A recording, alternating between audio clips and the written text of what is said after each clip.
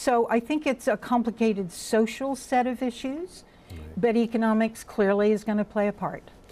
Christy, just a thought here. We've got just over a minute left. It was sad to read at the end of your documentary you put up that by the time a person has watched your documentary, about 60 women will have died from complications relating to pregnancy, which means about 30 women by the time they've watched this show will have died for the same reason. I wonder, what can the average person do? What would you suggest those watching this program could do to try to help? Well, I think most important is to share this information. There are a lot of people out there that don't even know any of the statistics. So sharing the statistics and letting people know that there actually is hope, that this is something that can be done. We know the solutions. As Jill was saying, you know, political will is often the thing that's lacking the most, and that's something that we have incredible power to be able to do. Let our voices be heard. Tell our representatives in our government so that we can get things changed.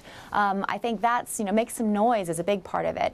But then, you know, there are a lot of organizations doing a lot of incredible things on the ground. And so looking into those, you know, we're trying at Every Mother Counts to be a resource for people who are interested in making those kinds of contributions. There is a lot to be done and a lot of great things being done. Well, Christy, I thank you very much, and Jill, thank you too for the debate. And thank you for being with us with your questions and comments. If you want to know more about these issues, make sure you watch Birthrights, an 8-week series on maternal health around the globe that starts on Tuesday on Al Jazeera. And remember, you can follow our program on Twitter. We'll keep you notified on upcoming shows. And of course, you can always send us your questions and comments to pose to our guests. On the next show, fading influence as the hunger for democracy sweeps across the Arab world. How much will the United States really matter to the region in the future? Make sure you tune in for that. From me and the team, we'll see you next time. But now we leave you with images from Christy Turlington-Burns' documentary film, No Woman, No Cry. No woman, no cry. No woman, no cry. No woman, no cry. No woman, no cry. Business Latest is brought to you by Qatar Gas, delivering energy to the world.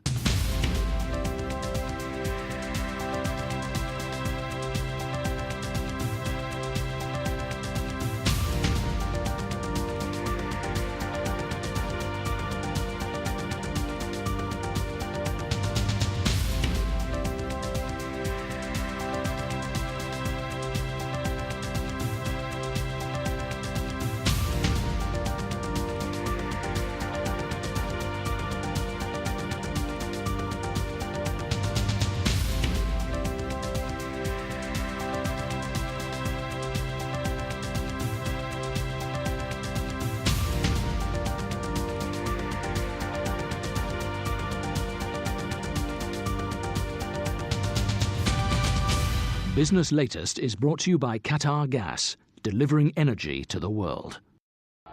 What Gaddafi has done, he dismantled or destroyed the system in the country. As chaos and violence sweep across Libya, they're living through fear, they're living through a nightmare. They're using ammunition, live ammunition.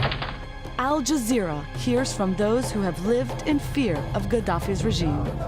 We don't want him to leave. We want to arrest him. 42 years is too much. Libya, a state of terror. At this time on Al Jazeera.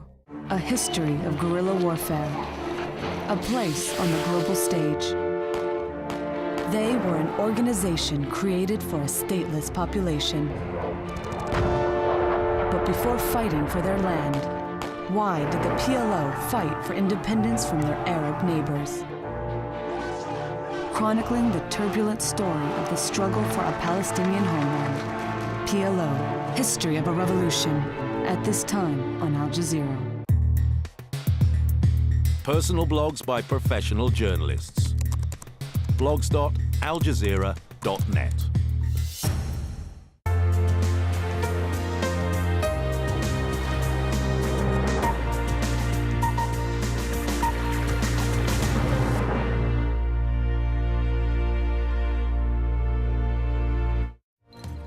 Rearming for the battles to come.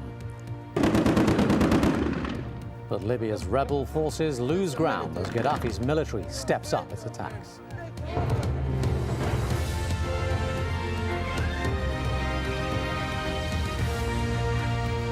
Hello, I'm Taimoor Nabili. You're watching Al Jazeera live from Doha. Also on this program, as NATO steps up its surveillance over Libya, the US president says Washington and its allies are still considering a military response to the crisis.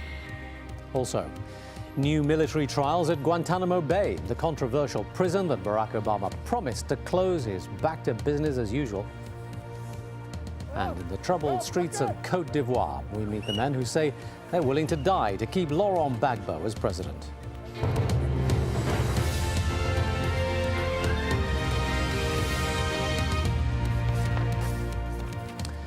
Now, Libyan state television has denied reports that Colonel Gaddafi tried to strike a deal with rebels that would have seen him step down.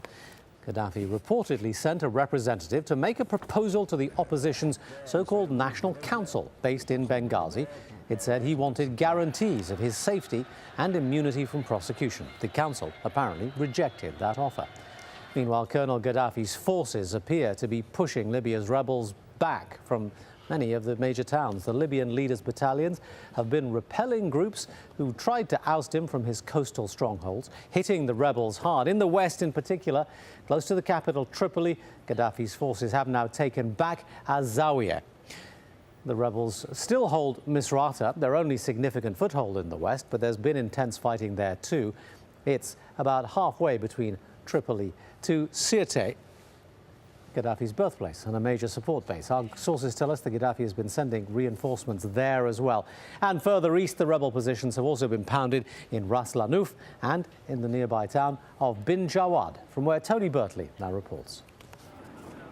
In the shifting sands of north-central Libya, the confusion of conflict is sweeping through the rebellion, where it has reached and where it is going. The mass build-up of men and heavy weapons continues from the rebel side, and men of all ages and from all backgrounds have answered the call to arms. The new front line is near here in the small town of Bin Jawad, where the momentum of the rebel advance has been halted by Gaddafi's forces. They stay in the house and take all the families in front of them and start to shoot us. So that make us get behind a little. We can't shoot, because if we shoot, it's a random. If we shoot, we may kill some of the families. But it's an unpredictable area where accurate information is scarce. Territory is changing hands frequently, and the threat of infiltration and counterattack is high. The speed and relative ease it took the rebels to reach her has taken everyone by surprise. Gaddafi's hardcore, well-trained units are about 180 kilometers down this road. They are said to be equipped with a vast array of high-tech weaponry, and those with military knowledge are wondering when and not if they're going to use it. Gaddafi forces have been spotted in the area, and although opposition fighters seem unfazed, locals are aware of what lies ahead. What about if they go to Sirte? And Sirte people, 100% they are waiting for these people. Really, I didn't know, maybe